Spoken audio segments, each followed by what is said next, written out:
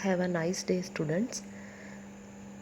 अपने online lectures ਦੀ series ਦੇ ਵਿੱਚ ਅੱਜ ਮੈਂ ਡਾਇਰੈਕਟ ਟੈਕਸ ਜੋ ਕਿ ਬੀਕੌਮ ਕਲਾਸਿਸ ਦਾ ਸਬਜੈਕਟ ਹੈ ਉਸ ਦੇ ਵਿੱਚੋਂ assessment of Hindu undivided family ਇਸ ਦੇ ਰਿਗਾਰਡਿੰਗ ਕਨਸੈਪਟ ਐਂਡ ਜੋ ਇਸ ਦੀ ਸਟੈਪਸ ਨੇ ਕੈਲਕੂਲੇਸ਼ਨ ਦੇ ਲਈ ਉਸ ਨੂੰ ਤੁਹਾਡੇ ਸਭ ਦੇ ਸਾਹਮਣੇ ਡਿਸਕਰਾਈਬ ਕਰੂੰਗੀ। ਤੁਸੀਂ ਸਾਰੇ ਹੀ ਬੱਚੇ ਹਿੰਦੂ ਅਨਡਿਵਾਈਡਡ ਫੈਮਿਲੀ ਬਾਰੇ ਬਹੁਤ ਅੱਛੀ ਤਰ੍ਹਾਂ ਜਾਣਦੇ ਹੋਵੋਗੇ, ਜਿਸ ਨੂੰ ਕਿ ਅਸੀਂ ਆਪਣੀ ਟੈਕਸਟ ਦੀ ਲੈਂਗੁਏਜ ਦੇ ਵਿੱਚ HUF ਦੇ ਨਾਮ ਦੇ ਨਾਲ ਵੀ ਜਾਣਦੇ ਹਾਂ। ਹਿੰਦੂ ਅਨਡਿਵਾਈਡਡ ਫੈਮਿਲੀਜ਼ ਆਪਣੀ ਕੰਟਰੀ ਦੇ ਵਿੱਚ ਜਦੋਂ ਅਸੀਂ ਟੈਕਸ ਨੂੰ ਕੈਲਕੂਲੇਟ ਕਰਦੇ ਹਾਂ ਅਤੇ ਉਸ ਵੇਲੇ ਜਦੋਂ ਅਸੀਂ ਕਿਸੇ ਇੰਡੀਵਿਜੂਅਲ ਦੇ ਲਈ ਉਸ ਦਾ ਰੈਸੀਡੈਂਸ਼ੀਅਲ ਸਟੇਟਸ ਫਾਈਂਡ ਆਊਟ ਕਰ ਰਹੇ ਹੁੰਦੇ ਹਾਂ ਤਾਂ ਉਦੋਂ HUF ਵੀ ਇੱਕ ਸਟੇਟਸ ਜਿਹੜਾ ਹੈ ਇੰਡੀਵਿਜੂਅਲਸ ਨੂੰ ਪ੍ਰੋਵਾਈਡ ਕੀਤਾ ਜਾਂਦਾ ਹੈ। ਠੀਕ ਹੈ, HUF ਦਾ ਮਤਲਬ ਹੈ ਕਿ ਆਪਣੀ ਕੰਟਰੀ ਦੇ ਡਿਜ਼ਾਈਨ ਦੇ ਵਿੱਚ ਬਹੁਤ ਸਾਰੀਆਂ ਫੈਮਲੀਜ਼ ਇਹੋ ਜਿਹੀਆਂ ਨੇ ਜਿਨ੍ਹਾਂ ਦੇ ਫੈਮਿਲੀ ਬਿਜ਼ਨਸ ਬਹੁਤ ਲੰਬੇ ਟਾਈਮ ਤੋਂ ਚੱਲਦੇ ਆ ਰਹੇ ਨੇ, ਜਿਵੇਂ ਕਿ ਤੁਸੀਂ ਸਹਾਰਾ ਫੈਮਿਲੀ ਨੂੰ ਇੱਕ ਐਜ਼ ਆ ਐਗਜ਼ਾਮਪਲ ਮੰਨ ਸਕਦੇ ਹੋ। ਤਾਂ ਉਹ ਇੱਕ HUF ਫਾਰਮ ਹੈ, ਠੀਕ ਹੈ, ਕਿ ਜਿਹਦੇ ਵਿੱਚ ਸਾਰਾ ਪਰਿਵਾਰ ਇੱਕੋ ਬਿਜ਼ਨਸ ਨੂੰ ਕਰਨ ਦੇ ਵਿੱਚ ਲੱਗਿਆ ਹੋਇਆ ਹੈ। ਮਤਲਬ ਨੋਟ ਫॉर 1 ਈਅਰ, ਕਿ ਉਹਨਾਂ ਦੀਆਂ ਕਈ ਪੁਸ਼ਤਾਂ, ਕਈ ਉਹਨਾਂ ਦੇ ਦਾਦੇ ਪੜਦਾਦੇ, ਮਤਲਬ ਪਿੱਛੇ ਜੋ ਵੀ ਉਹਨਾਂ ਦੀਆਂ ਫੈਮਿਲੀ ਬੈਕਗਰਾਊਂਡਸ ਨੇ ਉਹ ਸਾਰੇ ਇੱਕੋ ਹੀ ਬਿਜ਼ਨਸ ਨੂੰ ਫੋਲੋ ਅਪ ਕਰ ਰਹੇ ਨੇ ਕੰਟੀਨਿਊਸਲੀ, ਔਰ 2-3 ਜਨਰੇਸ਼ਨਸ ਤੋਂ ਜਿਹੜਾ ਉਹ ਬਿਜ਼ਨਸ ਹੈ ਉਹ ਚੱਲ ਰਿਹਾ। ਤਾਂ ਇਹੋ ਜਿਹੇ ਕੰਮਕਾਰ ਨੂੰ, ਇਹੋ ਜਿਹੀਆਂ ਫੈਮਿਲੀਜ਼ ਨੂੰ ਤੁਸੀਂ HUF ਦੀ ਸਟੇਟਸ ਦੇ ਅੰਡਰ ਰੱਖਦੇ ਹੋ। ਔਰ ਇਹਨਾਂ ਦੇ ਲਈ ਜੋ ਟੈਕਸ ਕੈਲਕੂਲੇਸ਼ਨ ਹੁੰਦੀ ਹੈ ਉਸ ਦੇ ਰਿਗਾਰਡਿੰਗ ਅੱਜ ਦਾ ਤੁਹਾਡਾ ਇਹ ਔਨਲਾਈਨ ਸੀਰੀਜ਼ ਹੈ। ਦੇਖੋ ਬੇਟੇ, ਸਭ ਤੋਂ ਪਹਿਲਾਂ ਤਾਂ ਮੈਂ ਇਸ ਦੇ ਲਈ ਤੁਹਾਨੂੰ ਰੈਜ਼ੀਡੈਂਸ ਆਫ HUF ਦੇ ਬਾਰੇ ਦੱਸਾਂਗੀ। ਰੈਜ਼ੀਡੈਂਟ ਅਸੀਂ ਕਦੋਂ ਮੰਨਾਂਗੇ HUF ਨੂੰ? HUF is resident if control and management is wholly or partly situated in India. If it is wholly situated outside India, it is a non-resident. ਜਦੋਂ ਕੋਈ ਕੰਪਨੀ, ਜਦੋਂ ਕੋਈ ਫਰਮ, ਜਦੋਂ ਕੋਈ ਕੰਪਨੀ ਜਿਸ ਦਾ ਕਿ ਪੂਰੀ ਤਰ੍ਹਾਂ ਨਾਲ ਕੰਟਰੋਲ ਅਤੇ ਮੈਨੇਜਮੈਂਟ ਇੰਡੀਆ ਦੇ ਵਿੱਚ ਹੀ ਹੋਵੇ, ਉਸ ਦਾ ਹੈੱਡ ਆਫਿਸ ਵੀ ਇੰਡੀਆ ਦੇ ਵਿੱਚ ਹੋਵੇ ਅਤੇ ਉਸ ਦਾ ਕੰਮਕਾਰ ਵੀ ਇੰਡੀਆ ਦੇ ਵਿੱਚੋਂ ਹੀ ਦੇਖਿਆ ਜਾ ਰਿਹਾ ਹੋਵੇ, ਤਾਂ ਉਸ ਨੂੰ ਰੈਜ਼ੀਡੈਂਟ ਕਿਹਾ ਜਾਏਗਾ HUF ਦੇ ਕੇਸ ਦੇ ਵਿੱਚ। ਔਰ ਜੇਕਰ ਉਹੀ ਫਰਮ, ਉਹੀ ਕੰਪਨੀ ਇੰਡੀਆ ਤੋਂ ਬਾਹਰ ਸਿਚੁਏਟਡ ਹੈ ਔਰ ਬਾਹਰੋਂ ਹੀ ਓਨ ਹੋ ਰਹੀ ਹੈ ਤਾਂ ਉਹਨਾਂ ਨੂੰ ਨੋਨ ਰੈਜ਼ੀਡੈਂਟ ਕਿਹਾ ਜਾਏਗਾ HUF ਦੇ ਕੇਸ ਦੇ ਵਿੱਚ। And if the status of Karta of HUF is not ordinary resident, the HUF is also not ordinary resident. HUF ਦੇ ਕੇਸ ਦੇ ਵਿੱਚ ਸਾਰੀਆਂ ਹੀ ਗੱਲਾਂ, ਟੈਕਸ ਦੀ ਕੈਲਕੂਲੇਸ਼ਨ, ਉਹਨਾਂ ਦੀ ਰੈਜ਼ੀਡੈਂਸ਼ੀਅਲ ਸਟੇਟਸ ਦੀ ਜੱਜਮੈਂਟ, ਸਭ ਕੁਝ ਕਰਤਾ ਦੇ ਉੱਪਰ ਹੀ ਡਿਪੈਂਡ ਹੁੰਦਾ ਹੈ। ਜੇਕਰ ਕਰਤਾ ਦਾ ਸਟੇਟਸ NOR ਹੈ, ਮਤਲਬ ਕਿ ਨੋਟ ਆਰਡੀਨਰੀ ਰੈਜ਼ੀਡੈਂਟ ਹੈ, ਤਾਂ HUF ਨੂੰ ਵੀ ਨੋਟ ਆਰਡੀਨਰੀ ਰੈਜ਼ੀਡੈਂਟ ਦੀ ਕੈਟਾਗਰੀ ਦੇ ਵਿੱਚ ਹੀ ਰੱਖ ਕੇ ਉਸ ਦੀ ਕੈਲਕੂਲੇਸ਼ਨ ਕੀਤੀ ਜਾਏਗੀ। ਠੀਕ ਹੈ ਬੱਚਿਓ, ਤਾਂ ਇਹ ਸੀ residential status for the HUF। 3 ਤਰ੍ਹਾਂ ਦੀ ਰੈਜ਼ੀਡੈਂਸ਼ੀਅਲ ਸਟੇਟਸ ਆਪਣੀ ਕੰਟਰੀ 'ਚ ਫੋਲੋ ਹੁੰਦੇ ਨੇ ਔਰ ਤਿੰਨਾਂ ਬਾਰੇ ਹੀ ਮੈਂ ਤੁਹਾਨੂੰ ਐਕਸਪਲੇਨ ਕਰ ਚੁੱਕੀ ਹਾਂ। ਹੁਣ ਦੇਖੋ, ਕੰਪਟੀਸ਼ਨ, ਜੋ HUF ਦੇ ਲਈ ਤੁਸੀਂ ਟੈਕਸ ਕੈਲਕੂਲੇਟ ਕਰਨਾ ਹੈ, ਜੋ ਉਸ ਦੀ ਟੋਟਲ ਇਨਕਮ ਦੇ ਉੱਪਰ ਟੈਕਸ ਬਣਾਉਣਾ ਹੈ, ਉਸ ਦੇ ਲਈ ਕੁਝ ਸਟੈਪਸ ਨੇ। ਦੇਖੋ, ਸਟੈਪ ਫਸਟ ਹੈ ਇਨਕਮ ਇਜ਼ ਕੰਪਿਊਟਡ ਹੈਡ ਵਾਈਜ਼। ਤੁਸੀਂ ਸਾਰੇ ਬੱਚੇ ਜਾਣਦੇ ਹੀ ਹੋ, ਆਪਣੇ ਇਨਕਮ ਟੈਕਸ ਦੇ ਵਿੱਚ 5 ਤਰ੍ਹਾਂ ਦੇ ਹੈਡ ਹੁੰਦੇ ਨੇ। Income from salary, income from house property, income from business and profession, income from capital gain and last one income from other source. ਤਾਂ ਸੇਮ HUF ਦੀ ਕੈਲਕੂਲੇਸ਼ਨ ਦੇ ਵਾਸਤੇ ਵੀ ਤੁਸੀਂ ਪਹਿਲਾਂ 5 ਹੈਡਸ ਦੀ ਇਨਕਮ ਨੂੰ ਡਿਟੇਲਿੰਗ ਦੇ ਵਿੱਚ ਨੋਟ ਕਰ ਲਓਗੇ, ਕੈਲਕੂਲੇਟ ਕਰ ਲਵੋਗੇ। ਉਸ ਤੋਂ ਬਾਅਦ ਦੂਸਰਾ ਸਟੈਪ ਕੀ ਹੋਏਗਾ? HUF can not have any income under the head salary. ਇਸ ਗੱਲ ਦਾ ਬੇਟੇ ਧਿਆਨ ਰੱਖਣਾ ਹੈ ਕਿ HUF ਦੀ ਆਪਣੀ ਕੋਈ ਵੀ ਸੈਲਰੀ ਹੈਡ ਦੇ ਅੰਡਰ ਇਨਕਮ ਨਹੀਂ ਹੋਏਗੀ। ਠੀਕ ਹੈ, ਅਗਰ ਪਰਿਵਾਰ ਦਾ ਕੋਈ ਮੈਂਬਰ ਸੈਲਰੀ ਇਨਕਮ ਅਰਨ ਕਰ ਰਿਹਾ ਹੈ ਤਾਂ ਉਹ ਉਸ ਦੀ ਇੰਡੀਵਿਜੂਅਲ ਇਨਕਮ ਬਣੇਗੀ। ਤੁਸੀਂ ਉਸ ਨੂੰ HUF ਦੀ ਟੋਟਲ ਇਨਕਮ ਦੇ ਵਿੱਚ ਕੈਲਕੂਲੇਟ ਨਹੀਂ ਕਰੋਗੇ। ਠੀਕ ਹੈ, ਜੋ ਮੈਂ ਇੱਥੇ ਸੈਲਰੀ ਦੀ ਗੱਲ ਯੂਜ਼ ਕਰ ਰਹੀ ਹਾਂ ਵੀ ਸੈਲਰੀ ਤੁਸੀਂ ਇਨਕਮ ਫਰੋਮ ਸੈਲਰੀ ਲੈਣੀ ਹੈ, ਉਹ ਕਰਤਾ ਵਾਸਤੇ ਡਿਪੈਂਡ ਹੈ। ਠੀਕ ਹੈ, ਮੈਂ ਪਹਿਲਾਂ ਵੀ ਦੱਸ ਚੁੱਕੀ ਹਾਂ ਕਿ HUF ਦੀ ਸਾਰੀ ਕੈਲਕੂਲੇਸ਼ਨ ਕਰਤਾ ਦੇ ਨਾਲ ਜੁੜੀ ਹੋਏਗੀ। ਹੁਣ ਅਗਰ ਕਰਤਾ ਐਜ਼ ਆ ਮੈਨੇਜਿੰਗ ਡਾਇਰੈਕਟਰ ਜਾਂ ਐਜ਼ ਆ ਰੈਪਰਜੈਂਟੇਟਿਵ ਦੇ ਤੌਰ 'ਤੇ ਕੰਮ ਕਰ ਰਿਹਾ ਤਾਂ ਉਹ ਕੋਈ ਨਾ ਕੋਈ ਸੈਲਰੀ ਤਾਂ ਅਰਨ ਕਰਦਾ ਹੀ ਹੋਏਗਾ ਨਾ ਆਪਣੇ ਬਿਜ਼ਨਸ ਦੇ ਵਿੱਚੋਂ, ਤਾਂ ਉਸ ਦੀ ਸੈਲਰੀ ਨੂੰ ਤੁਸੀਂ ਨੋਟ ਕਰੋਗੇ। ਠੀਕ ਹੈ, ਤੀਸਰਾ point, for income from house property same rules are applicable. ਤੁਸੀਂ ਹਾਊਸ ਪ੍ਰੋਪਰਟੀ ਹੈਡ ਆਲਰੇਡੀ ਪੜ੍ਹਿਆ ਹੋਏਗਾ ਤੇ ਜੋ ਰੂਲਸ ਰੈਗੂਲੇਸ਼ਨ ਤੁਸੀਂ ਹਾਊਸ ਪ੍ਰੋਪਰਟੀ ਦੀ ਇਨਕਮ ਨੂੰ ਕੈਲਕੂਲੇਸ਼ਨ ਕਰਨ ਦੇ ਟਾਈਮ 'ਤੇ ਯੂਜ਼ ਕਰਦੇ ਸੀ, ਸੇਮ ਟੂ ਸੇਮ ਤੁਸੀਂ HUF ਦੇ ਵਿੱਚ ਵੀ ਉਸ ਨੂੰ ਫੋਲੋ ਕਰੋਗੇ। Fourth point, for calculating profit and gain of business or profession, apply the same rule and provision as given under the head profit and gain। ਠੀਕ ਹੈ ਬੱਚਿਓ, ਕਿ ਜੋ rules regulation profit and gain head the calculation ਲਈ ਵਰਤੇ ਜਾਂਦੇ ਸੀ, same ਹੀ ਤੁਸੀਂ HUF ਦੇ ਟਾਈਮ 'ਤੇ ਵੀ ਕੈਲਕੂਲੇਟ ਦੇ ਟਾਈਮ 'ਤੇ ਉਹਨਾਂ ਨੂੰ ਯੂਜ਼ ਕਰੋਗੇ। ਠੀਕ ਹੈ, ਸਭ ਤੋਂ ਫਸਟ ਮੇਰਾ ਗੱਲ ਕਹਿਣ ਦਾ ਇਹੀ ਮਤਲਬ ਸੀ ਕਿ ਤੁਸੀਂ ਜਦੋਂ HUF ਦੀ ਇਨਕਮ ਨੂੰ ਕੈਲਕੂਲੇਟ ਕਰ ਰਹੇ ਹੋ ਤਾਂ ਸਾਰੇ ਹੈਡਸ ਨੂੰ ਜੋ ਉਹਨਾਂ ਦੀ ਡੋਮੈਸਟਿਕਲੀ ਰੂਲਸ ਰੈਗੂਲੇਸ਼ਨ ਬਣੇ ਹੋਏ ਨੇ ਉਹਨਾਂ ਦੇ ਅਕੋਰਡਿੰਗ ਹੀ ਕੈਲਕੂਲੇਟ ਕਰਨਾ ਹੈ। ਕੋਈ ਵੀ ਡਿਫਰੈਂਟ ਰੂਲ ਨਹੀਂ ਹੈ ਕਿ ਤੁਸੀਂ HUF ਦੇ ਵਿੱਚ ਅਗਰ ਉਹਨਾਂ ਦੀ ਕੈਲਕੂਲੇਸ਼ਨ ਕਰ ਰਹੇ ਹੋ ਤਾਂ ਹਾਊਸ ਪ੍ਰੋਪਰਟੀ ਦੇ ਰੂਲ ਬਦਲ ਜਾਣਗੇ ਜਾਂ ਸੈਲਰੀਜ਼ ਦੇ ਰੂਲ ਬਦਲ ਜਾਣਗੇ, ਅਜਿਹਾ ਕੁਝ ਵੀ ਨਹੀਂ ਹੈ। ਫਿਫਥ ਪੁਆਇੰਟ, ਕੈਪੀਟਲ ਗੇਨ ਵਾਸਤੇ ਵੀ ਤੁਸੀਂ ਸੇਮ ਰੂਲ ਐਪਲੀਕੇਬਲ ਕਰੋਗੇ ਜੋ ਕੈਪੀਟਲ ਗੇਨ ਦੀ ਕੈਲਕੂਲੇਸ਼ਨ ਟਾਈਮ ਵਰਤੇ ਜਾਂਦੇ ਸੀ, ਅਤੇ ਜੋ 54 ਦੀ ਐਗਜ਼ੰਪਸ਼ਨ ਹੈ ਉਹ HUF ਨੂੰ ਵੀ ਮਿਲੇਗੀ। Sixth point, income from other source, same rules are applicable but in case of directors remuneration received by ਕਰਤਾ ਤੁਸੀਂ ਕੁਛ ਨੀਚੇ ਲਿਖੇ ਪੁਆਇੰਟਸ ਨੇ ਉਹਨਾਂ ਨੂੰ ਕੰਸੀਡਰ ਕਰਨਾ ਹੋਏਗਾ। ਠੀਕ ਹੈ, ਇਨਕਮ ਫਰੋਮ ਅਦਰ ਸੋਰਸ ਤੇ ਬਾਕੀ ਸਾਰੇ ਰੂਲ ਸੇਮ ਲੈਣਗੇ। ਦੇਖੋ ਫਸਟ ਕੀ ਹੈ, directors ਰੈਮੂਨਰੇਸ਼ਨ received by karta in his individual capacity due to his personal qualification ਔਰ shares held by him in is his individual income.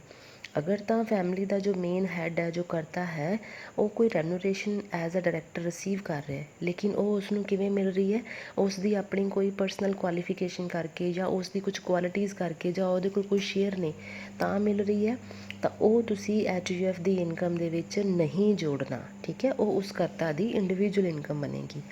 ਦੂਸਰਾ point, Director's remuneration received by Karta when he is a director in a representative capacity is HUF income। ਲੇਕਿਨ ਜਦੋਂ ਉਹੀ ਕਰਤਾ ਆਪਣੀ ਹੀ company ਜਾਂ firm ਦੇ ਵਿੱਚ ਐਜ਼ ਅ ਡਾਇਰੈਕਟਰ ਕੰਮ ਕਰ ਰਿਹਾ ਔਰ ਉਸੇ ਦੇ ਰਿਗਾਰਡਿੰਗ ਡਿਸੀਜ਼ਨ ਮੇਕਿੰਗ ਹੋ ਰਹੀ ਹੈ, ਤਾਂ ਉਸ ਵੇਲੇ ਉਸ ਦੀ ਰੈਮੂਨਰੇਸ਼ਨ, ਕਿਸ ਦੀ ਰੈਮੂਨਰੇਸ਼ਨ, ਕਰਤਾ ਦੀ ਰੈਮੂਨਰੇਸ਼ਨ ਜਿਹੜੀ ਹੈ HUF ਇਨਕਮ ਦੇ ਵਿੱਚ ਐਡੀਸ਼ਨ ਦੇ ਵਿੱਚ ਆਏਗੀ ਔਰ ਤੁਸੀਂ ਉਸ ਨੂੰ ਕੈਲਕੂਲੇਟ ਕਰੋਗੇ। ਠੀਕ ਹੈ, ਮਤਲਬ ਕਿ ਬੜਾ ਸਿੰਪਲ ਜੀ ਗੱਲ ਹੈ ਕਿ ਸਾਰੀਆਂ ਚੀਜ਼ਾਂ ਕਰਤਾ ਦੇ ਆਲੇ ਦੁਆਲੇ ਘੁੰਮਣਗੀਆਂ। ਅਗਰ ਤਾਂ ਕਰਤਾ ਨੇ ਕੋਈ ਇਨਕਮ ਅਜਿਹੀ ਅਰਨ ਕੀਤੀ ਹੈ ਜਿਹੜੀ ਉਸ ਦੀ ਸਪੈਸ਼ਲਾਈਜੇਸ਼ਨ ਕਰਕੇ ਮਿਲੀ ਹੈ, ਉਹ HUF ਦੇ ਵਿੱਚ ਨਹੀਂ ਜਾਏਗੀ।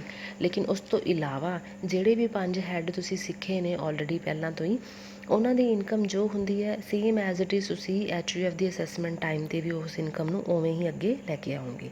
ਠੀਕ ਹੈ ਬੇਟੇ, ਉਸ ਤੋਂ ਅੱਗੇ ਰਾਜੇ 7th ਪੁਆਇੰਟ ਹੈ ਤੁਹਾਡੇ ਕੋਲ, rules for set off and carry forward are the same.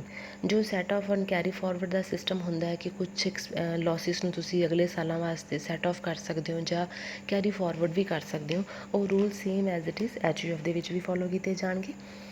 And 8th point, deductions under section 80C to 80U as per detail. ਜੋ ਵੀ ਹੈ ਤੁਹਾਡੇ ਕੋਲ ਜਿਹੜੇ ਚੈਪਟਰਸ ਹੁੰਦੇ ਨੇ ਤੁਹਾਡੇ ਕੋਲ ਡਿਡਕਸ਼ਨਸ ਦੇ ਚੈਪਟਰਸ ਤੁਹਾਡੇ ਕੋਲ ਆਲਰੇਡੀ ਤਿਆਰ ਕੀਤੇ ਹੋਏ ਹੋਣਗੇ, ਉਹਨਾਂ ਨੋਟਸ ਦੇ ਵਿੱਚੋਂ ਤੁਸੀਂ ਦੇਖ ਸਕਦੇ ਹੋ ਕਿ 80C ਤੋਂ ਲੈ ਕੇ 80U ਤੱਕ ਜਿਹੜੀਆਂ ਵੀ ਡਿਡਕਸ਼ਨ HUF ਦੇ ਲਈ ਜਾਂ ਇੰਡੀਵਿਜੂਅਲ ਨੂੰ ਦੇਣ ਲਈ ਮੰਨੀਆਂ ਜਾਂਦੀਆਂ ਨੇ, ਸੇਮ ਟੂ ਸੇਮ ਡਿਡਕਸ਼ਨਸ ਤੁਸੀਂ ਇਸ ਅਸੈਸਮੈਂਟ ਆਫ HUF ਦੇ ਵਾਸਤੇ ਵੀ ਯੂਜ਼ ਕਰ ਸਕਦੇ ਹੋ। ਠੀਕ ਹੈ ਬੇਟੇ, ਔਰ ਡਿਡਕਸ਼ਨਸ ਨੂੰ ਕਰਨ ਤੋਂ ਬਾਅਦ ਤੁਹਾਡੇ ਕੋਲ ਟੋਟਲ ਇਨਕਮ ਆ ਜਾਏਗੀ ਔਰ ਟੋਟਲ ਇਨਕਮ ਤੋਂ ਅੱਗੇ ਜੋ ਤੁਸੀਂ ਟੈਕਸ ਕੈਲਕੂਲੇਟ ਕਰਦੇ ਹੋ, ਟੈਕਸ ਨੂੰ ਕੈਲਕੂਲੇਟ ਕਰਨ ਦੇ ਲਈ ਤੁਸੀਂ ਟੈਕਸ ਜੋ ਸਲੈਬ ਰੇਟਸ ਨੇ ਉਹਨਾਂ ਨੂੰ ਫੋਲੋ ਕਰੋਗੇ। ਠੀਕ ਹੈ ਬੇਟੇ, ਇਸ ਤੋਂ ਇਲਾਵਾ ਕੁਝ ਹੋਰ ਖਾਸ ਪੁਆਇੰਟਸ ਨੇ HUF ਦੇ ਕੇਸ ਦੇ ਲਈ, ਤੁਸੀਂ ਉਹਨਾਂ ਬਾਰੇ ਵੀ ਇੱਕ ਨਜ਼ਰ ਜ਼ਰੂਰ ਦੇਖੋ। ਫਸਟ ਹੈ, income from business carried on by any member of HUF is his individual income even if capital is supplied by HUF।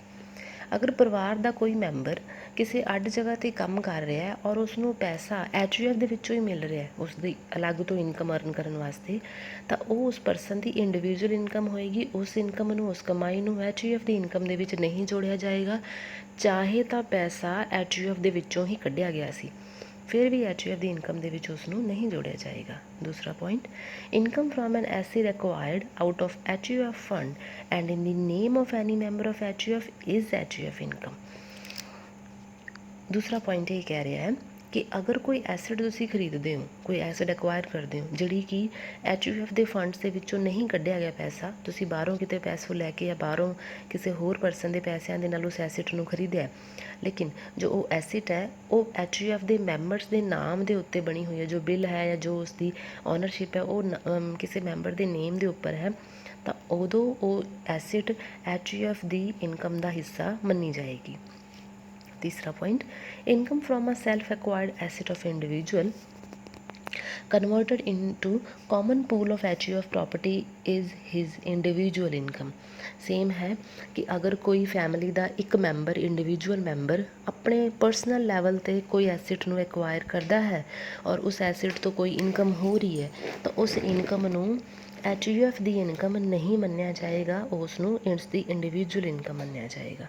Fourth point, income from an asset gifted out of HUF property to कर्ता's wife is her individual income।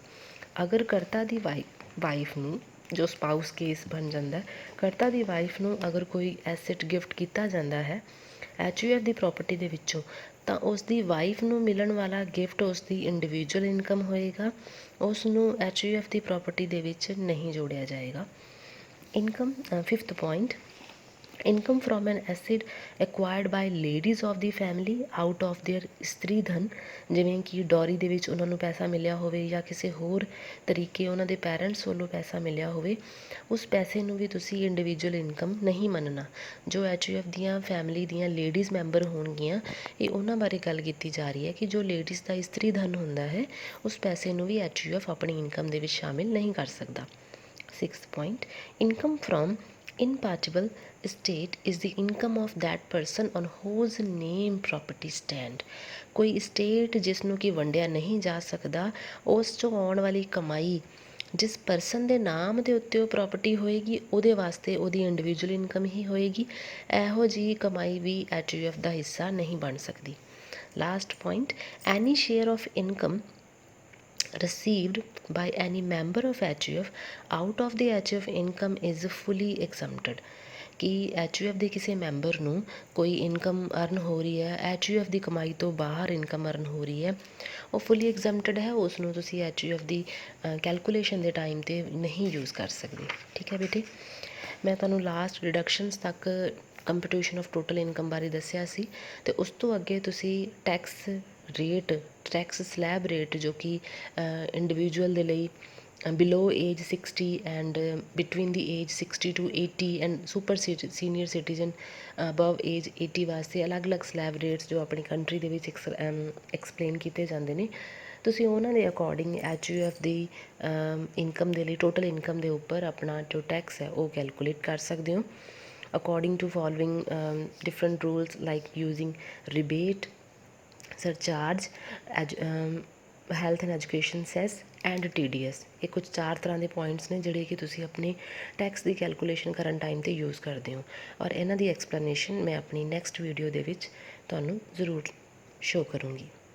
ਮੈਂ ਉਮੀਦ ਕਰਦੀ ਹਾਂ ਤੁਹਾਨੂੰ ਸਾਰਿਆਂ ਨੂੰ HUF ਦੇ ਲਈ ਜੋ ਇਹ ਕਾਮਨ ਇਨਫੋਰਮੇਸ਼ਨ ਹੈ ਤੁਹਾਨੂੰ ਸਭ ਨੂੰ ਬਹੁਤ ਪਸੰਦ ਆਈ ਹੋਏਗੀ। Thank you so much.